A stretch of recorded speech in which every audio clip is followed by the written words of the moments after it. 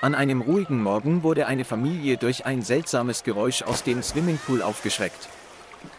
Sie eilten hinaus und waren schockiert, als sie die Szene vor ihren Augen sahen. Ein Rehkitz kämpfte verzweifelt im eiskalten Wasser, während seine Mutter schon lange verschwunden war.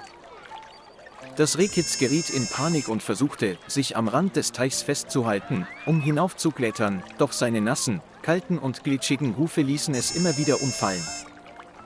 Dies erschöpfte das Tier jedes Mal und führte dazu, dass es nur schwer Meerwasser trinken konnte.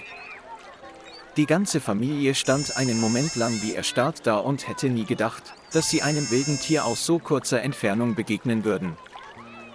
Ohne zu zögern eilte der Junge im Haus zum Teich und hob das kleine Reh ans Ufer. Das Tier zitterte, sein Körper war durchnässt und erschöpft, aber glücklicherweise waren seine Verletzungen nicht allzu schwerwiegend, es hatte sich durch den Kampf nur verrenkt und war in Panik geraten.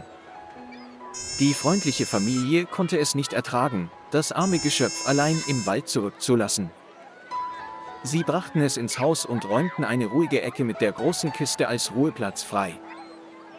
Sie waren sogar so rücksichtsvoll, dass sie einen Tierarzt einluden, die Wunde zu untersuchen und dem Tier intravenös Flüssigkeit zu verabreichen, damit es schnell genesen konnte.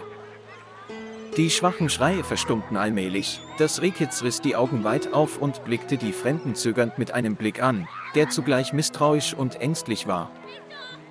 Doch unter ihrer liebevollen Fürsorge verschwand die Angst schnell und das kleine Herz schien den Menschen gegenüber mehr Vertrauen zu fassen.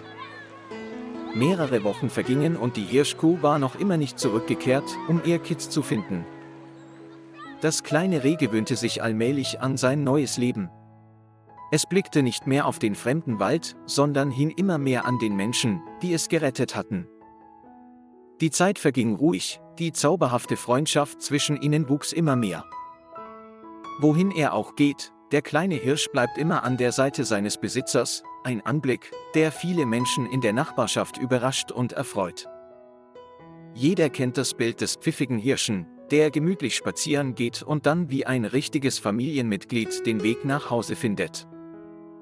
Das kleine Reh ist inzwischen erwachsen geworden und hat ein glattes Fell und ein majestätisches, stolz aufragendes Geweih.